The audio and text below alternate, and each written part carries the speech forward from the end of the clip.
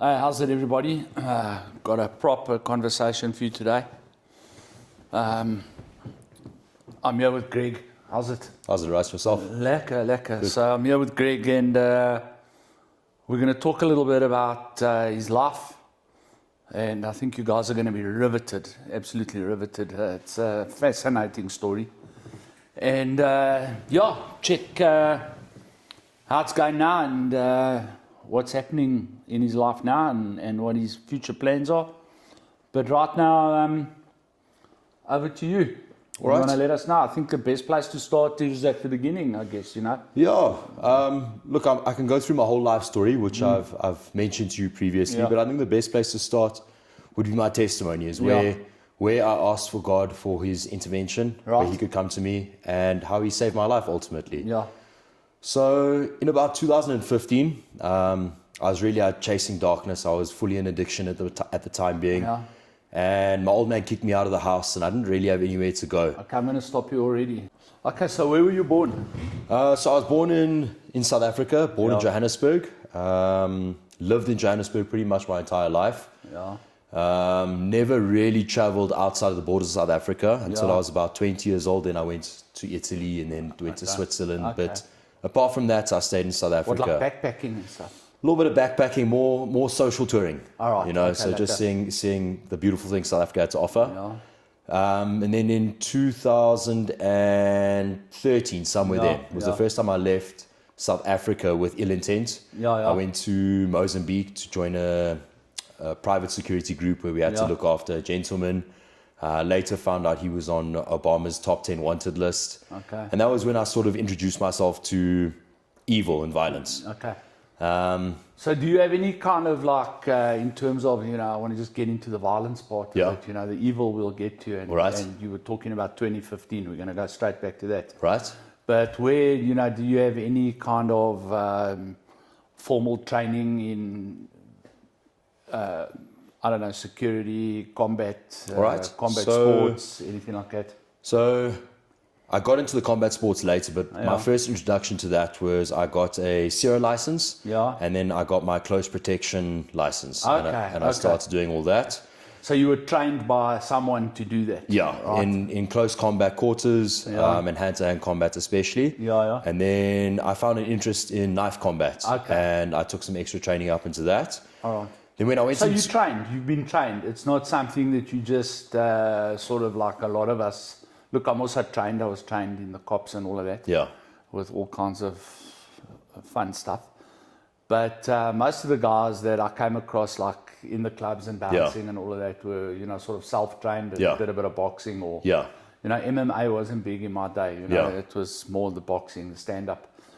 But very few guys had formal training in anything. They were just tough guys that grew up fighting at school and on the streets. But I had formal training, and then I left South Africa in 2015 to join the French Foreign Legion. Oh wow!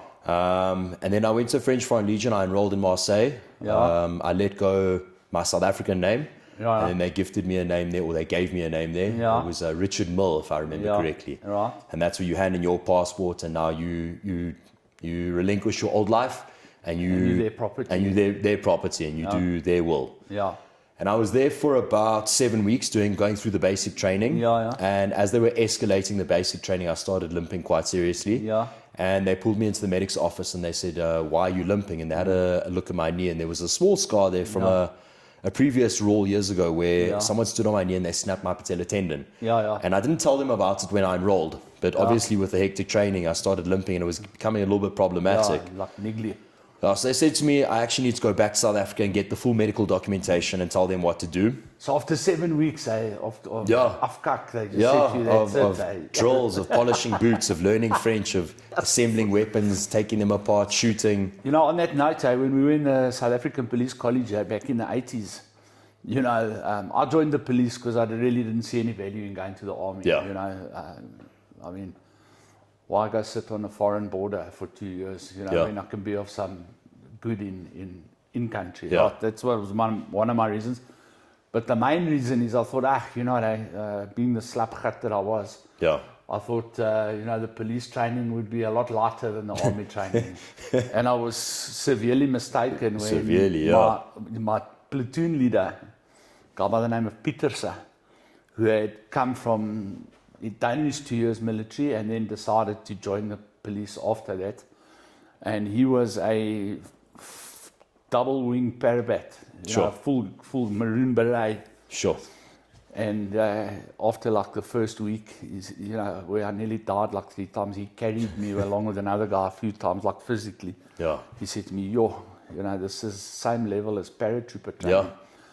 But the point being, there were guys, we were about 2,200 guys when we arrived at the college. Yeah. And by the end of the first 7 days, it had been whittled down to like 1,400, 800 guys had thrown in the towel, either thrown in the towel or medical discharge and that. And I often thought about this. I said, after like 3-4 weeks, I thought, yes, maybe I should have taken that avenue because it was hectic. But imagine 7 weeks of training. Yeah. A friend of mine did the South African Police Task Force selection course, and he got twice in a row. He got to the last week, and in the last week broke something. Sure. And he just, when I said to him, "You're going to try for the 3rd time," he said, "No, my bad. It's clear that the universe is against me, and if you see what we go through there." Yeah, I mean, it's the thought. I know another one time he jumped out of a chopper and he broke his ankle. Yeah. In the last week, and I can't remember, but I think it was that same ankle injury that came back to haunt him the 2nd time round. So yes, Hebrew, I feel for you. No, that's 7 weeks of that. Of grueling training, minimum sleep. Imagine. Yeah. No, it was hectic, and then. They said I have to leave and I need to go get my medical documents. And at this point, I still can't go home. And now, apart from being a mess up or a disappointment to my family prior, now I'm really a disappointment. Now I can't even make it in the military. Yeah. So is that what how you're feeling? Eh? No, it's something that my old man said to me once. He said, "Those who can't do teach, and those who can't teach join the military." So, where I was at that time, it's because I wanted to be a personal trainer, and then I hadn't pursued that, and then I went to the military, and I couldn't even get that right. So really, I was feeling down in my spirits. But I thought, you know what? It is what it is. Talking about your dad, you have an okay relationship with your dad? We've got a good relationship now. He's a quiet old man. But he's very enduring. He's never been unkind towards me. He's never beaten me. He's always just been there silently rooting me on. And what was his niche in his youth and that? What did he do? So he went into telecom communications, but obviously leaving school, he was obviously conscripted. And he was part of the Marines, if I'm not mistaken. Okay, And a few people know that we actually have a Marine Corps in South Africa. Very few people know about it. Yeah, so I mean, the old man, I think it's that discipline where it comes from. And he brought it home. And then I think the way he grew up, it's different to what we expect in culture now. So my old man didn't, growing up to me, I don't recall him telling me he loved me, but he put me through a great school. He's going to phone us now. He's going to give you a hard time. But I'll tell you what the old men of those times told us all. They say, we don't have to tell you we love you. We show you we love you. And he showed me. Now go to your room. This is going to hurt me more than it's going to hurt you. I even recall those words being said. But he was always there. He took me to cycle races. He bought me lacquer mountain bikes. So he was a good guy. Really good, 100%. I was just comparing his love for me to the love he gave to my sister. It's an interesting dynamic, that, Greg. And I'll tell you why. Because, those in the know, all the psychologists and mental health professionals and even myself, I call it out, that a very high majority of people that end up in our position comes from problems with dad. You know? And I've had a few guys here in interviews here that have said, no, that's not the case. I had a great relationship with my dad. It's weird that to me that, that even those of us that had that still gravitate towards this thing. It's, it's so indiscriminate. No, I think it was that, that sense of not being loved, that I needed external validation. Pursuing the life that I did, I was looking for external validation or being feared to validate how I was feeling. I get that. I get that. I'm in the same boat. But I realized that fear was very similar to respect. And in my mind. In your mind. And that's where the difference comes.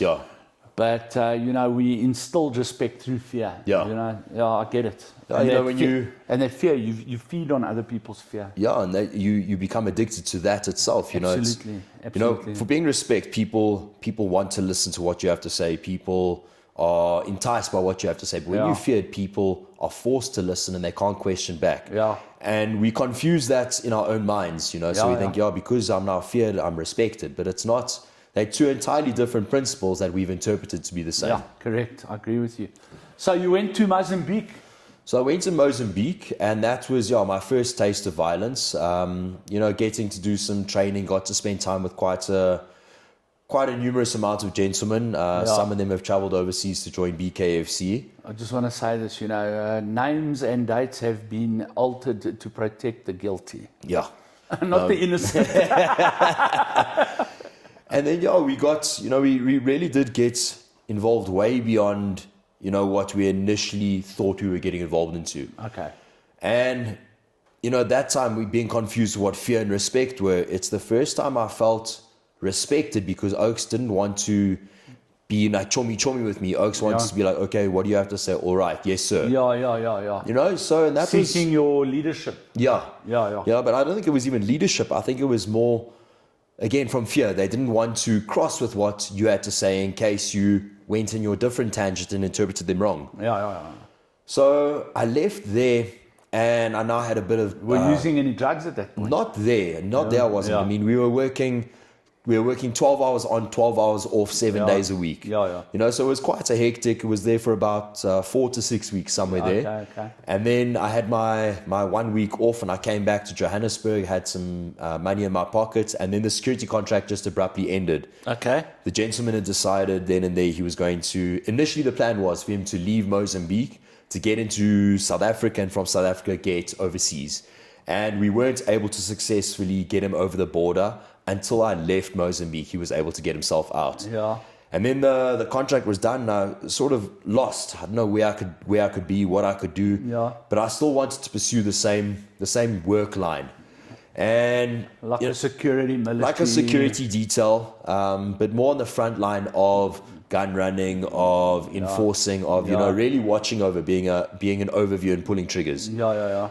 So, my options at the time were quite limited. Now, the South African Army didn't want to accept me because I was a little bit older. Yeah. I had the intention of joining the Royal Marines in United Kingdom when I was a bit younger, but when I did my NEA, I wasn't able to join them. Yeah. And then they changed the laws that the Commonwealth were no longer accepted. Okay. So I was looking for a military avenue to pursue, and the French Foreign Legion is what came up. And now they accept everyone across the globe. Yeah. And their biggest mandate is you can join us as long as you don't have a criminal record from a gangsterism background or a drug dealing background, and you're not wanted by Interpol. So at that point in time, I was totally free of that. So I thought, let me go there. And I served 5 years. I get a French passport and start a new life. Yeah, sure. So, I mean, I got my ticket together, and it was just a one-way ticket. I think it was like 7,000 Rand or something. So, I mean, the money that I'd made in Mozambique paid for that. Yeah. And I took another, like 500 euros for me just to get me to Marseille and enroll. And that's what I did.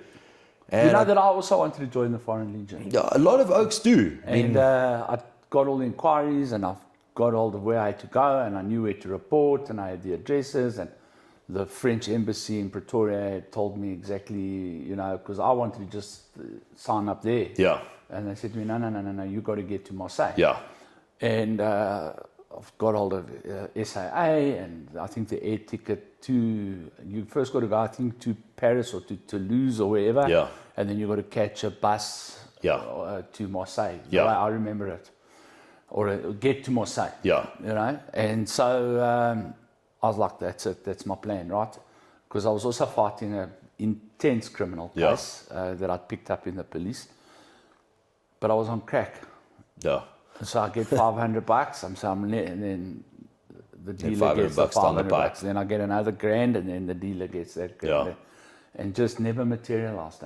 Yeah. Just straight out, never materialized. I often sit and wonder when I'm alone, and I think, I wonder what would have happened to me if I'd have got that together, if I'd have managed to get there and joined. I wonder if I would have made it through the training. Yeah. And if I had made it through the training, I was pretty sure I would have made it through the training because I'd done the police training and I'd done just brief, I must tell you the courses I've done in the cops. I've done the police basic training. I've done counterinsurgency. I've done crowd control and riot. I've done urban combat and anti-terrorism. I've done special weapons and tactics. And then I've done a couple of like Mickey Mouse things as well. And I got through all of those, and those were all intense, you know, long-term, 6 weeks, 4 weeks courses. I thought, I did those. You know, I should get into that. And then I wonder if I got through that, where I would have ended up. I wonder if I would have ended up like on a front line somewhere and got my head blown off. It's often something that you sit back and you think, you know, maybe, you know, like I say, that addiction saved me from a lot of the stuff that put a lot of guys in jail because of their involvement in things in apartheid. Right? And because of my addiction, when I came out of the police on suspension, you know, I was approached by various organizations, but they never brought me close because they were aware that I had a drug problem. So it sort of excluded me from like the really serious stuff that put guys in jail for half their lives. And I'm grateful for that. And I often wonder, maybe my addiction saved me from something horrific in the Legion. Even, 100%. Crazy. Well, I mean, you know, my intention wasn't to join the French Foreign Legion to be a French soldier. My intention was to join the French Foreign Legion, get as much training as I could, and then become a mercenary. I wanted to travel the world. And I thought about that as well. I even applied to executive outcomes. And you know why I didn't go there? I'm going to say the drugs. No. I sent through like a 50-page CV, and they outfound me and cut me out for using up all their fax paper. and I got angry with him, and I was like, well, stuff you, I said. You know what I mean? You don't deserve me. You know? But I sent through. At that time, they were operating in Sierra Leone. And they still got strong operations up there, as far as I'm aware. I don't know. I don't know what he's talking about. And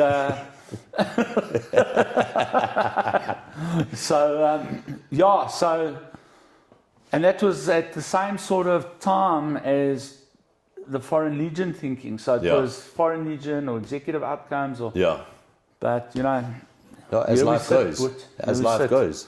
Flip and crack addict, housebreaking, rubbish. So after about the 7 weeks, you form quite a few friendships there. You form quite a strong brotherhood. Yeah, sure. And I'd made various connections while I was there. So after they said I must leave, I didn't go straight back to South Africa. I went to the United Kingdom, and it was the first time I stepped back from that, and you know, I didn't really know what was going to happen. And I was sort of waiting on the next thing, trying to get a job here, trying to get a job there. And a job came about where I could sell gym contracts at quite a nice joint in Edinburgh. And then almost at the exact same time, a gentleman who I'd met overseas there, he called me and he said, listen, bud, I've got an opportunity for you. Do you want to make some money? So I said, well, you know, of course I want to make some money. I hate money. No, I hate it. I don't want any part of it.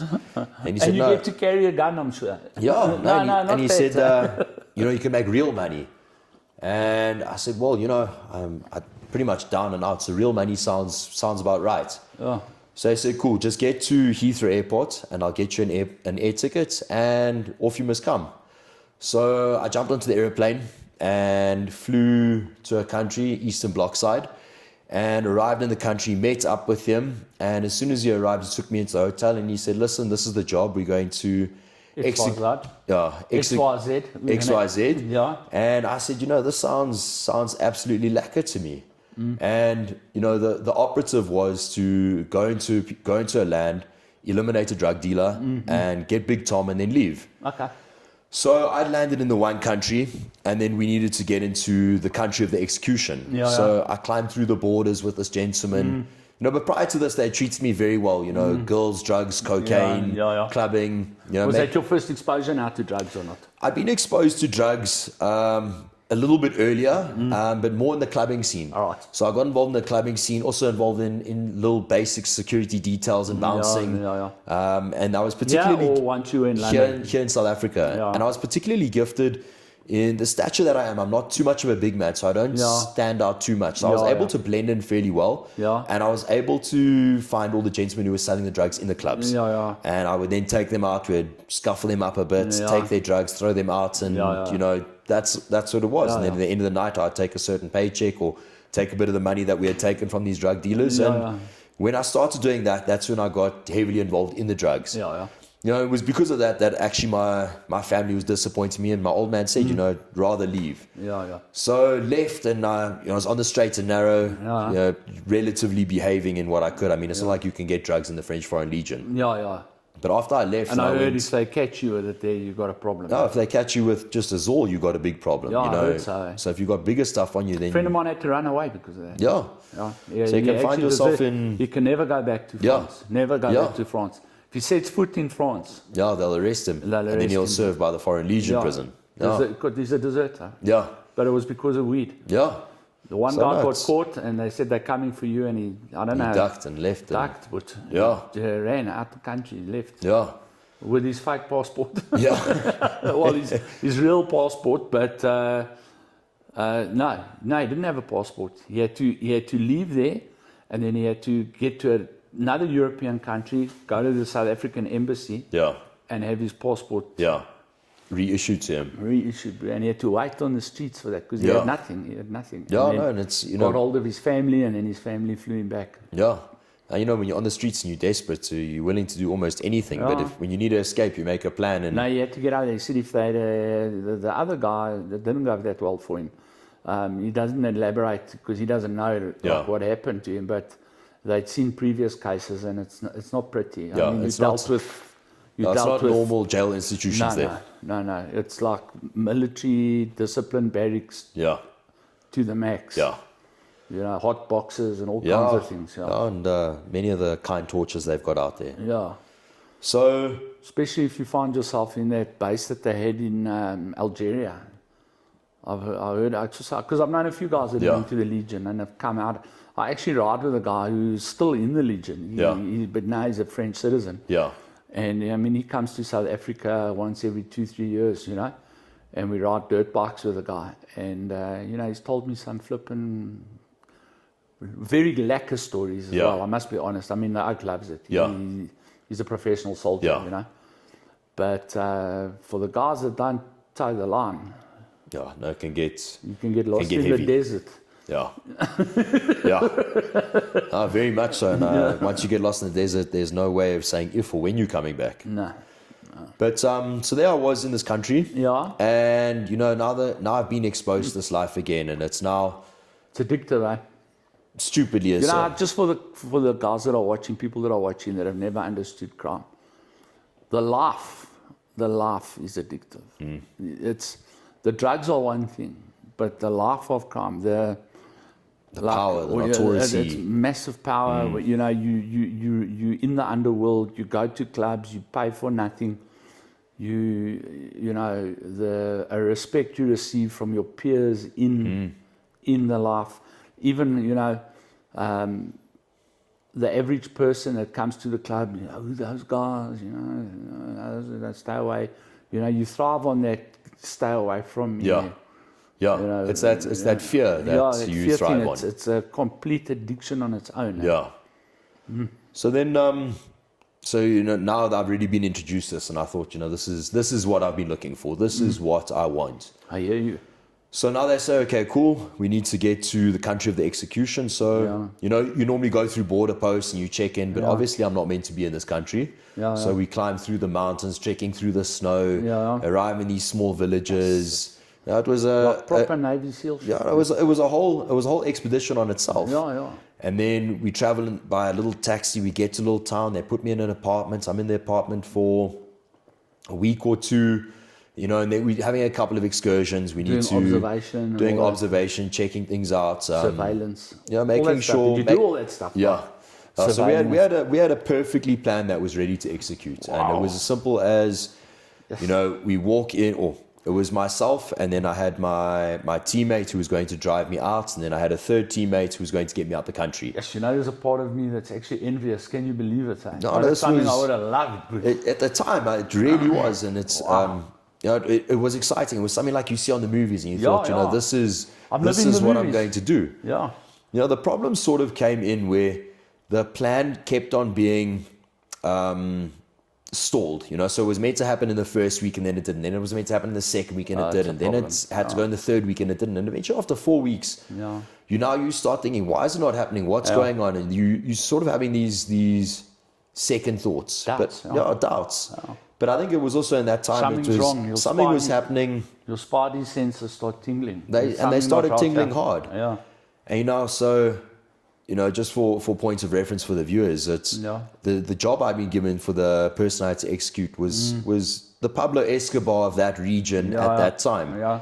And it's one thing to commit evil or crime or grievous intent or anything like that to an average human with relatively, whatever your consequences are, they within reason.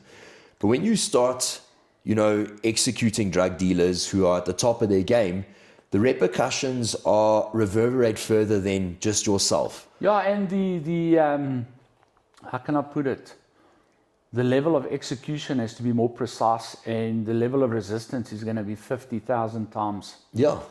What it would be, I watch these guys that are, executing people here in South Africa, and the targets they select, they very rarely, select targets that are able to defend themselves at the same level as what they're being attacked. Yeah. So when you're going to do a job like that against an individual who's got the potential of responding in kind, it changes the whole game. Yeah. Very much so. Yeah.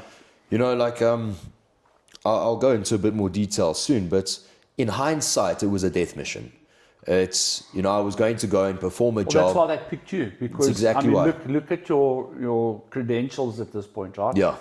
You're out of the Legion, you're on your own. Yeah. You've got no family in the country that you're in. You need money. There's no real trace. If your family were looking for you, they would have known you went there, and then you went there, and then you were gone. Yeah. And the fact that I wasn't in that country per se, because that's what I'm saying. That's what I'm saying. So they would have looked for you, let's say in Edinburgh, and people would have said, "No, he left. Where did he go? Well, we don't know. He vanished." Yeah. Because I'm sure you didn't tell anyone where you were going. No, absolutely not. It was under strict prohibition. So that's what you were on a suicide mission, but and you were an expendable asset. Yeah. It's 100%. You got it. So. So part of the mission was walk into a restaurant, shoot the person. Yeah. Run out, jump on a bike, leave town, and then go burn the bike in the forest. But I remember inside the forest where I was meant to drop off the bike was a big blue barrel filled with acid. Yeah. And they said, no, this is where you're going to put your clothes, this is where you need to put your gun, this is where you need to put everything. That's where we're going to put you. That was going to be my barrel, required that I got out of the town. Absolutely. So I never was able to see it at the time because I was so money hungry, and I thought, these are my brothers, these are the guys and inexperienced, Yeah. Even me at a young age, I would never have thought that. Yeah. These are my mates. Now you blind yourself by it. Yeah, now that I'm older, I think, hindsight is 20/20. Yeah. The old cliche. Yeah, no, but at the time you think, hey, money, I'm going to be a legend. Yeah. Yeah, no, I get it. No, so, I was blinded by all of this. And then, with these further prolongs that kept happening, I had this unction onto me that, something's really not right. So... Now it eventually happens, now they say, okay, but it's happening this morning, we're doing it, get everything ready, go burn the rest of your clothes, clean the apartment. And it wasn't just to, take your stuff out the apartment, it was domestos, everything, clean the basins, throw out the sheets, make sure that you never existed. Make sure you never existed. So I said, absolutely lacquer. And then I remember I went there and I watched the sunrise, and then I walked back to my apartment and I thought, yes, but I don't know if I'm going to do this. Yeah. And the first thing that came to me was my mom. She was the first thing that popped in my head. She's like, if you're going to go through with this, it's going to have repercussions that your mother's going to feel. And, despite all the mistakes that I've made, I've never wanted to intentionally hurt my family. Sure. Although I have hurt them, it was never my intention to hurt them. Sure. And she was this first thought. And now I'm sitting in this empty apartment in the other side of the world, and I thought, I don't know what to do. I can't call my dad and say, look, I've messed up. I can't call my mom and tell her what's happening. Yeah. I can't call any of my mates and tell them what's going on because, frankly, they can't help me. So it was the first time I'd actually got on my knees, probably in about 5 years, because I'd met God pretty much in school, but I never formed a relationship. And then this time it was... I'd had no other option. So I got onto my knees and, I closed my eyes, I put my hands together. And I said, God, I really need your help because I'm in too deep. Yeah. And I was in a small apartment, probably not much bigger than this couch. Yeah. And there was a little window at the top, and I looked up after saying this little prayer, and I was expecting lightning. I was expecting God to intervene right then. But He doesn't work like that. No. And so I thought, well, if only did I. If only. Yeah. And then I thought, you know what, it's do or die. Let me go do this. I don't have anything left. So I remember I picked up my gun, I picked up my little passport bag, put my gun in my pants, and off I went. And now we needed to go fetch the escape motorbike and the escape motor vehicle. Now we had purchased some KTM little scrambler thingy to go and get us out of the town, and we spray painted it orange, and we made it just like a little burner bike to get out. And as we got to the hiding area of where the utensils were, this bike had been toppled over, the gasoline had been sprayed everywhere, the paint on the bike had been scraped off. And in the car next to it, our escape vehicle to get out of the country, all 4 windows down the side had been broken. I mean, and now my prayer had long since left my mind. And I thought, yes, now we've got vandalism here. The plan has to go again on another back lay. We don't know what's going to happen. So just as I'm about to get in the car, I don't know, for some reason, I just take out my gun and I give it to the oak who's with me, and we leave. And now I've still got my little passport case with a fake passport inside of it, and various other items in my tog bag. You know, I think it was like a pair of shoes, a couple of photos, a map, and a Garrett wire. But you know, not much else. And then we're busy driving, and now there's a random roadblock in the road. And now I can't speak the language. Cops. And I don't want to show them my fake passport because I don't even know what the oak's full name is that I'm hiding inside my book. And I've got, about 200 euros inside of there. And, I don't have a story. So as soon as these oaks come, I try and chuck it down the back of the seat over here. And I'm driving, and now I'm shaking. Now I was wearing... You're trying to hide the passport. Trying to hide the passport. And I was also wearing... dishcloth gloves, no dishwashing gloves. Those yellow gloves. These yellow gloves, because I didn't want my fingerprints in the car, and I didn't want all this. And now the cops see this oak driving in the car with 4 broken windows. And these yellow gloves. So they pull me over and they say, the language that they did, they asked me numerous questions. I had no understanding whatsoever. So they just took me through to the police station. And now they charged me with falsified documentation because obviously they found this piece of paper that was in my car. The documents, they found the registration that was on the car didn't match the registration that was in the cabiole. So they initially just charged me on falsified documents. And now that I've been charged and I've been persecuted, I now need to go into the prison system. But before this is done, they've now found my tog bag. And inside my tog bag, as I said, there were photos. And inside of there was this aforementioned drug dealer who I was, targeted to do or contracted to do, as well as a Garrett wire. And there's no good lie that you can say when you've got a Garrett wire and photos of someone. I mean, it's a fishing line, and this is a lacquer oak who takes good photos. I mean, the cops know who the oak is. They know what a Garrett wire is. So I really was put into an awkward position where I couldn't fathom a decent enough lie to get me out. So they take me into an interrogation room, and I was in this interrogation room for quite some time. Now, I've only come to learn it years later. They were only able to hold me in that interrogation room for 18 to 24 hours. But that's what the law says, and what the law does may not match. I had no bargaining chips on the table. The law works in terms of whatever they wrote there, they did. And it works in the law-abiding citizen's favor. And at this point in time, I'm so veered from the law that it's not in my favor at all. So we're in this office, and eventually, they shout at me, they scream at me, and you got to understand, I'm in an Eastern Bloc country where the men, for a start, the average height of a man is 1.9 meters. So all these massive gentlemen are all around me, shouting and screaming in a language I can't understand. And eventually, the one oak's throwing the photos on the table, and there's a translator sitting next to me, and he's trying to say something, this oak's trying to say something, and I'm not catching anything. And eventually, the oak who's sitting right across from me, he stands up and pulls out his gun, loads it, and puts it right in my mouth, shouting at me.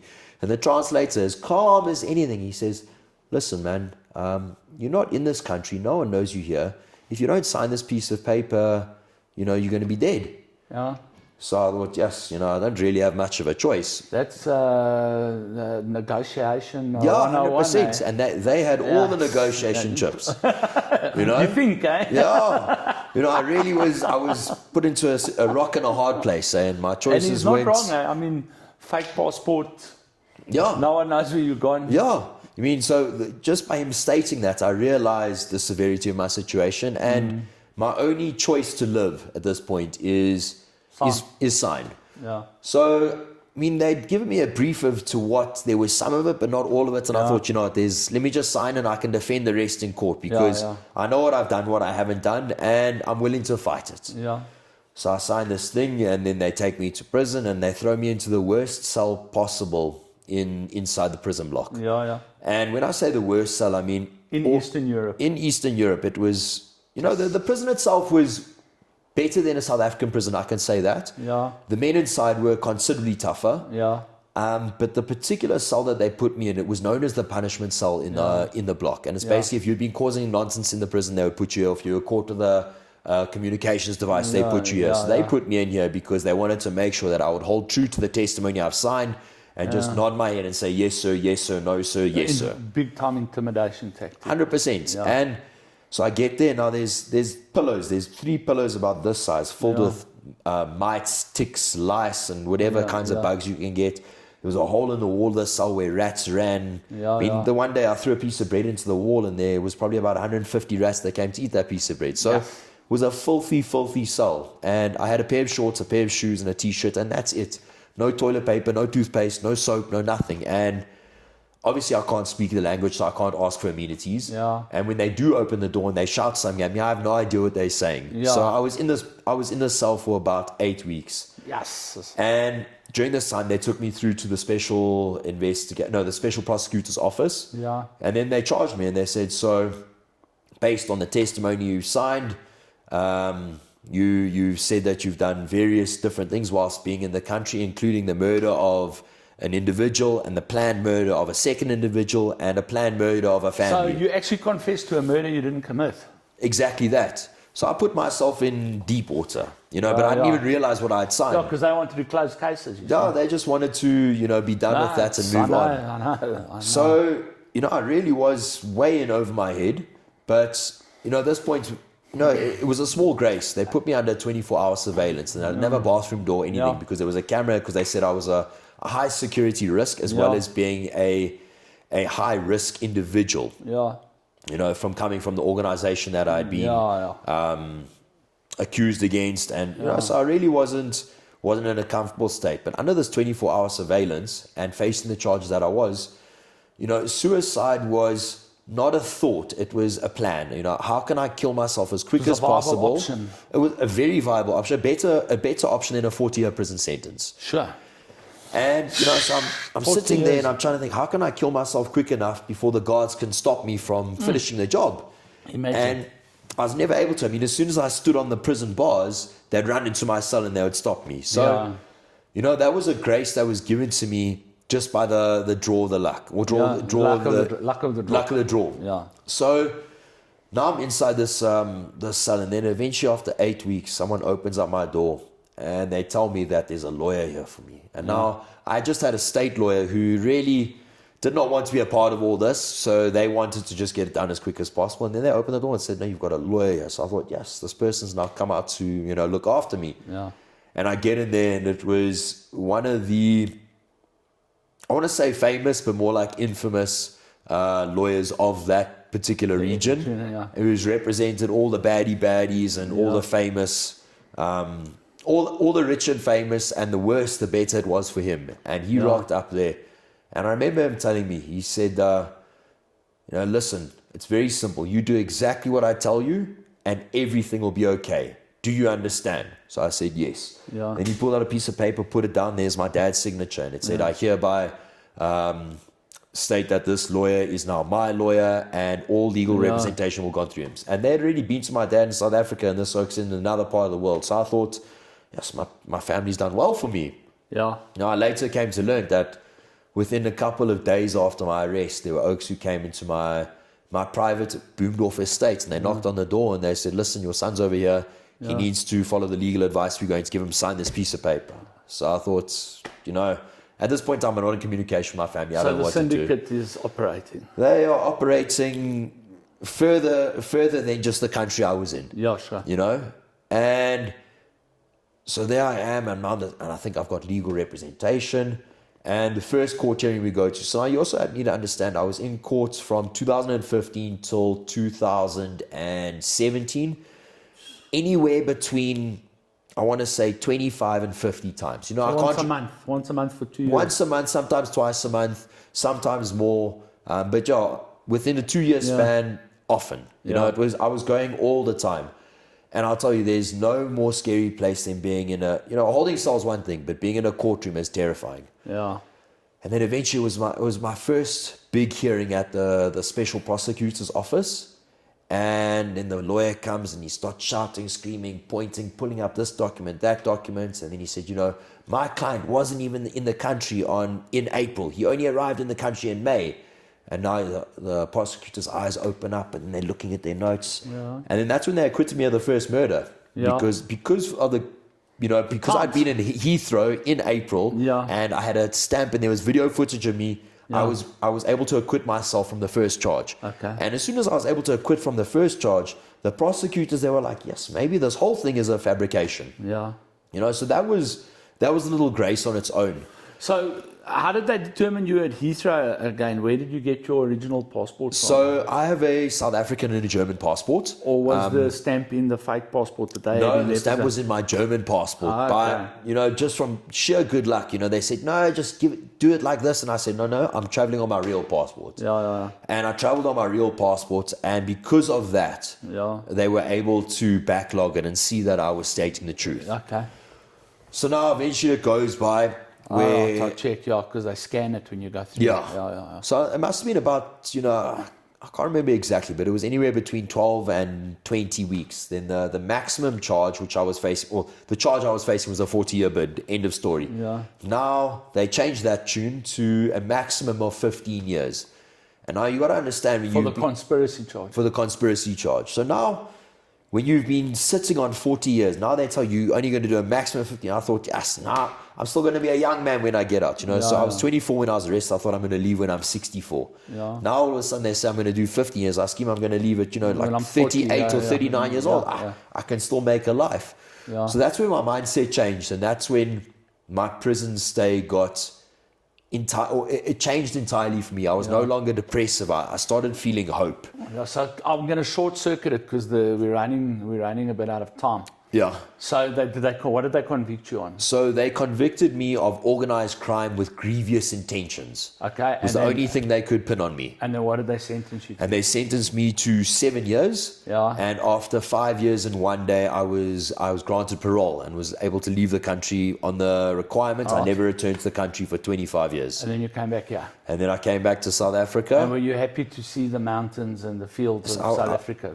That was one thing. I was happy to see Alexander and all the all the satellite dishes. I've had that experience. I've travelled to other African countries, right? And to be honest with you, I've also travelled to Australia and twice. Yeah. And in both circumstances, when I was in these like very, very African countries, countries that have disintegrated totally, right? Well, I'll be honest, I've been to Tanzania, Mozambique, Lesotho, Swaziland. I haven't been to Zim yet.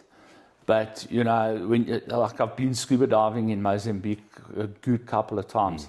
And I promise you, when you come to the border post at Cozy Bay, you come on this like sand road. Yeah. I know they've tarred it now, but we used to come on the sand road. And then you get to Cozy Bay and you've got to go through all the headaches that you have to go through on the Mozambique side.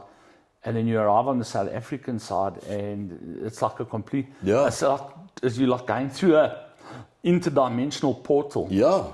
And you're so excited just to see home. South Africa. Yeah. You think, wow, I thought, it was hectic here. Yeah. You look, you want to say, if you think it's tough here, travel around Africa, but you realize how good we've really got it here. And then if you go to these like Australia, which is like super flippin', you don't look skews, the talk no straight, jaywalking. Your brother, the law is like that.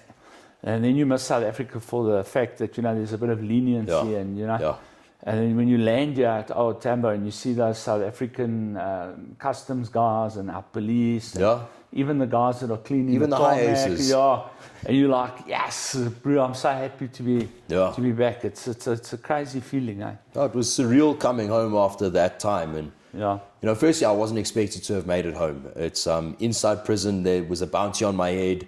I was exposed to numerous amounts of violence, and the fact that I was able to get out of a relatively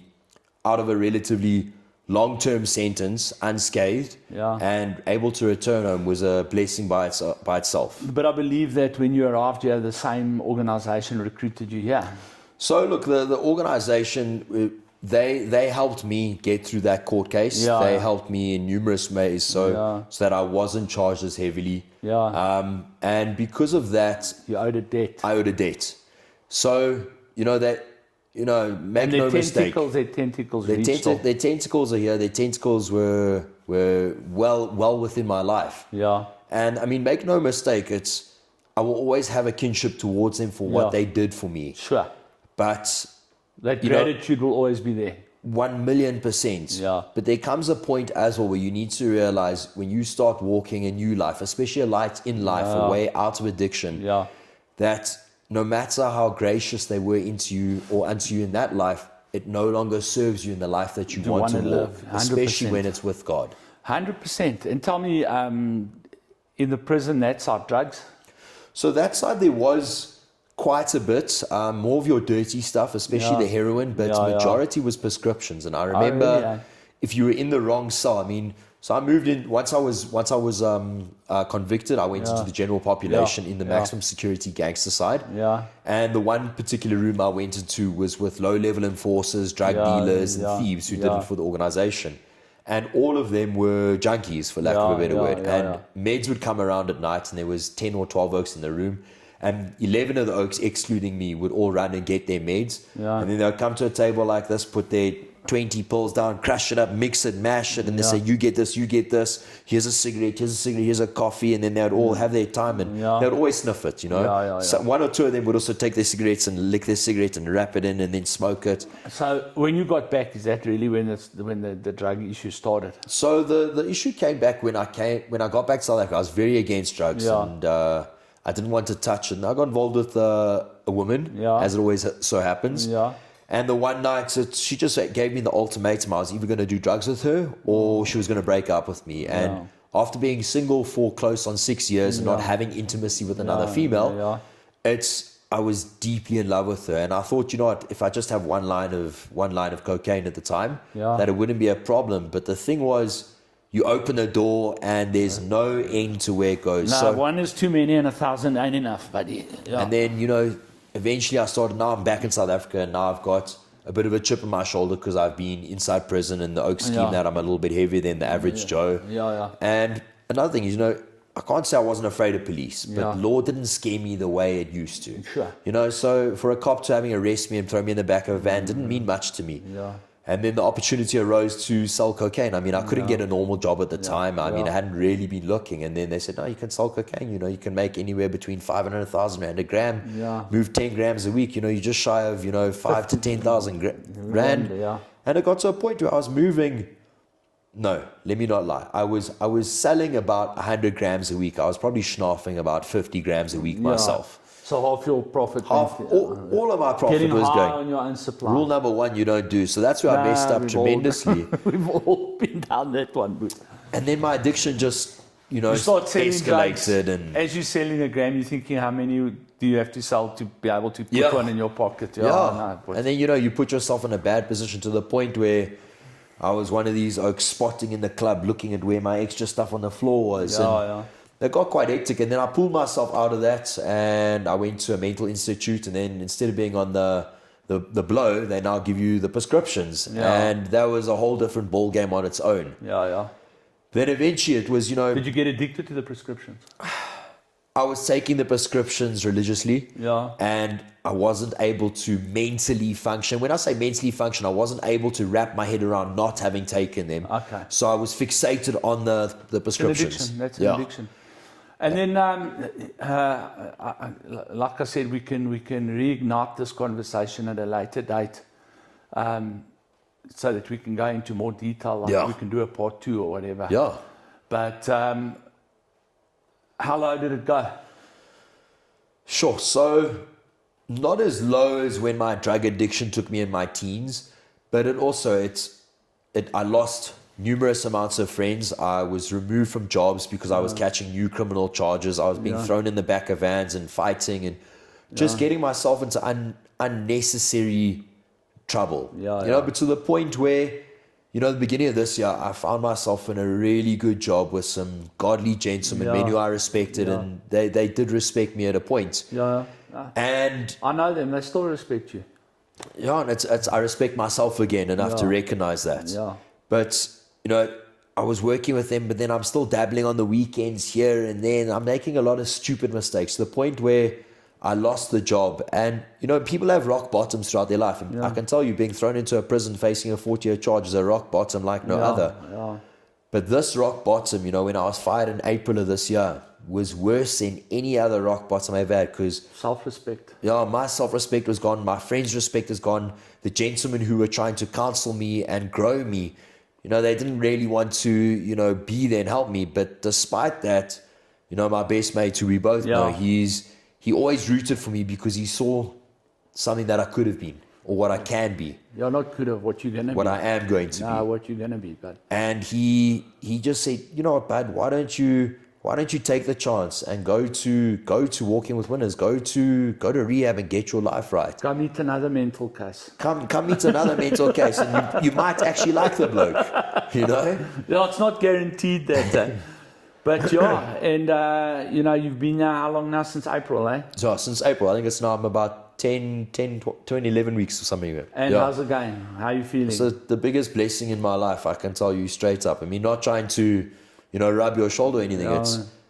I've been searching for something so long in my life that the drugs warped my perception that I thought it was the drugs I was looking for. And then when I got to the violence, I thought it was the violence. But it was having a relationship with our Father God. Yeah. It was having conversation and, not just a talk upstairs and no return. There's a profound connection that I found within the walls of this institute. And Greg, I met a guy in jail. Right, because I also did I didn't do close to what you did, I did a waiting trial, and I did 6 months. Call it 6 months. That's long enough, I can tell you that. And I met a guy there because the sentenced guys used to come in and out there intermittently to do their gangster stuff, right? And I met not a gangster guy, he was a gangster, but he was now what they call a prison pastor. Yeah. And he was doing multiple life sentences. And he said to me, he found more freedom in the walls, in between the walls of the prison than he ever had in the outside world. Yeah. And even if they released him today, if he had the option, he would probably stay there just so he could preach the gospel. Yeah. Because he felt free. He felt free in himself. Yeah. Does that ring a bell with you? Absolutely, 100%. I mean, when you're outside in the world and you're trying to figure out your way, but you're severely lost, you don't know what is right and wrong, and you don't know where to turn or what to do. So you're numbing yourself of the world. And I'm not necessarily saying you only doing the drugs to numb it, but you're chasing the jaw, you hanging out with the wrong girls, you're not focused on the right things in the world, and your cup that you've got inside is dissolving away, and you don't have a sense of worth, and nothing really makes you happy. You never feel like you've amounted to anything. And do you also feel like you're trying to fill this black hole that just can't be filled? A massive black hole that no matter what you do, no matter how hard you try, it never gets anywhere. And then as soon as I arrive here, remove the noise of the external world, I'm able to start having a cup. For the first time in years, Pastor, I've now got an actual cup that I can start to fill. And I mean, it's, things that you take for granted. I mean, here I've got my coffee here. But there's a time where you don't have coffee, and then when you do have a cup of coffee, you truly appreciate it. Yeah, and haven't you found, like with the guys, I just revert back to when I was in rehab, like when you don't have, how quickly the guys, as opposed to prison, prison is a dog-eat-dog world. Hectic. You don't get much for nothing in prison, if anything. Every now and then you'll get a guy that has got maybe a tiny little milligram of flesh in his stone heart. Yeah. And will help you out. But in rehab, and when I was in rehab, I always found, like, if you didn't have 3-4 guys would come to you. Hey, you want a coffee, brew? You want a Coke? You want a whatever it is? The guys just want to. It's like they've suffered without stuff for so long that when they see someone else suffering without stuff, they don't want you to feel the way they felt. But that's it's also an amazing thing. It's an amazing brotherhood in these places. And that's also where the cup filling has started. Is now for the time being, I've got coffee, and the gentlemen who don't, it pleases me to share with them. It's and I've never been in a place like that. I can Sharing tell you, is caring, brother. That's what Barney taught us, eh? But I was never in that place where I was able to give willingly or be grateful that I was able to give. Yeah. Whereas here, the little that you do have, you willing to give and happy to give, and it really is pleasing to share. But then even just the giving of time or of kindness is exceptional here. Especially, there's been times here where I'm not feeling lekker, I'm not feeling great, or I'm feeling angry. Yeah. And then there's guys in here who come and sit down with me, and they'll share something small. That's how the program is designed to work. And this is what we're trying to get across to people. That's how people recover. Is that, if you sat down now, right, and you left out this portion, this last portion of your testimony, right? Yeah. And you just sat down with any person in this world and you told them that story that you just told us. Yeah. Which took a lot of courage, by the way. Thank you.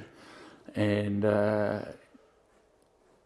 I guarantee you that no one would phone you ever again after hearing that story. I know, because I've been through it. Yeah. These guys will call you again because of that story. And will try and help you because of that story. Because most of them, yours might be a bit more violent and more action and that. But the root of the problem is the same, is that we just lost sheep, really. Yeah. That are trying to be wolves, but we're not.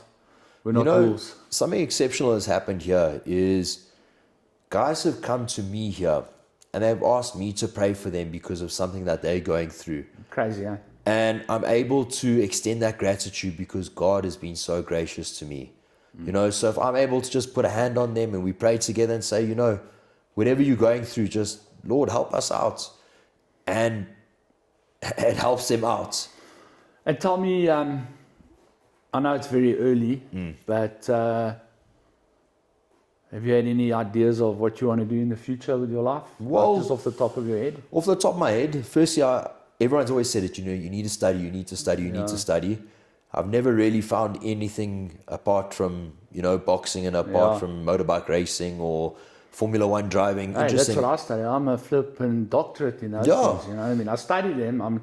Like you said earlier, if you can't do it properly, become a teacher. Yeah. That's where I'm at with boxing. I'm pretty useless, but I love it. Yeah. But nothing's stopping you from teaching it, eh? Well, you've afforded me the opportunity here to help a couple gentlemen. And I promise you, it's helping guys, eh? No, it's an incredible program. Yeah. No, the boxing. Yeah. The boxing specifically, there's a lot of guys here that don't understand discipline and don't understand commitment and other than, I believe every man should be able to defend himself when required to do so. You should have that ability. But outside of that, the discipline and the mental focus and the commitment that boxing teaches young men is, in my view, there's not another sport that can bring that. And so that's why we're very grateful to you and Zane for, availing yourselves to help these guys. Because we've got guys here that are really struggling mentally because of the damage drugs has done to them. And the boxing is doing amazing things with those guys. And you say mentally, but it's also physical. A lot of guys have broken themselves so badly living the life they have that the boxing He's empowering them physically, and they're building that mental fortitude, that physical fortitude. Well, that's it. Me as the pastor, I'm building the spiritual side. We've got the social workers and that help and build, and the counselors that work a lot on the mind. But the boxing is also working on certain aspects of the mental game. And then the physical, which is we've got the gym, we've got you guys doing the boxing, we do all of that stuff. But this is the goal: mind, body, spirit. Yeah. And all three must work together. 100%. To have a complete human being. Yeah. Absolutely. And then I think just a further note on top of that: not only build the physical, is now that I'm here and I've got the opportunity to, I truly do love Jesus and what He's done in my life. So if I can study the Word as further and deeper as I can, so be it, because it fills my cups in ways that I can tell you, boxing can. I'm doing that now, and I want to tell you something. I've been reading the Bible since I was 12, 10 years old, and I've had input from thousands of men of God in my life. I've had input from my grandmother when I was even younger than that. But let me tell you something, when you really get into that thing, and you really start understanding what these guys were writing, it's fascinating. It's absolutely and utterly fascinating. And the deeper you go, the deeper you want to go. I can understand how guys start in a theology degree and end up with doctorates. And they do it by accident. Because there's just so much. Just so much and more and more. And it just goes deeper and deeper and deeper. And we like that. We like conspiracy theorists. We like the conspiracies. No, you read one story and you can interpret it 12 different ways. And that's the ultimate conspiracy. But if you look at how God conspired to save humanity through that entire process that we read about in the Bible, which we are still in now. It's mind blowing. I sometimes sit here and I read stuff that God has revealed to them and that they've revealed through their own thought processes. My mate, it's just unreal. So I would say, why not clap it? And I've got plenty of resources here for you. Greg, I've got to cut it, my brother. That's all right. My wife is missing me. I'm going to see what traction we get with this. I think we're going to get good traction. And then, if people want to hear more from you, they can. I'm going to tell them to put questions up on the page. And let's check, because, I know, I can see the work you've done here with the paperwork there. And I know we haven't even scratched the surface. No, we've just gotten into it. So if folks want to know more, I'm happy to speak about, my testimony and how God has worked. And if you want him to come and chat to your kids or at your school or whatever, just let us know. We'll make a plan. We'll come out there, Be a blessing. All right, my brother. All right. Thank you, Pastor. Appreciate it, brother. Thank you. Lekker. Thanks for being so open. It was lekker. Thanks for giving me a safe place to speak about it, man. Well, we hope. We'll check it out. We'll check out. Sweet, brother. Cheers. Lekker.